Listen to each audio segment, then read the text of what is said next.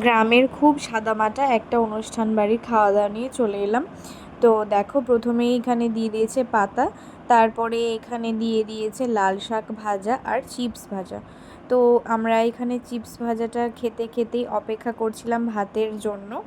তো তারপরে আমাদের কিন্তু চলে এলো পাঁচ তরকারি বা ছ্যাঁচড়া, যেটাই বলো না কেন। আমাদের এদিকে গ্রামে কিন্তু পাঁচ তরকারিটা সব অনুষ্ঠান বাড়িতে হতেই হবে। তারপরে চলে এলো কিন্তু সাদা ভাত। এবার আমি সাদা ভাতের সঙ্গে সবজিটা একটু খেয়ে দেখছিলাম, ভালোই লাগছিল খেতে। এরপরে চলে এলো কিন্তু মুগ ডাল। মুগ ডালটা বেশ সুন্দর লাগছিল খেতে, ঘন করে করা হয়েছিল, ভালোই লাগছিল। আমি এখানে চিপস আর মুগ ডাল দিয়ে একটু খেয়ে দেখছিলাম, কম্বিনেশনটা কিন্তু খুব সুন্দর। এরপরে আর একটু সবজি নিয়ে নিলাম, আর নিয়ে নিলাম আর একটু ভাত। তো এখানে ভাতের সঙ্গে আমাদেরকে দিয়ে দিল মাছের ঝোল।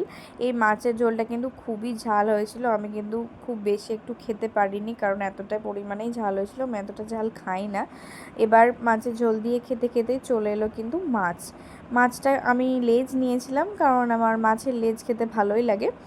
আর বিশেষ করে এই যে লাল অংশটা, এটার জন্যই আমি মাছের লেজটা বেশি পছন্দ করি, এই লালটা তো আমার ভীষণ ভালো লাগে।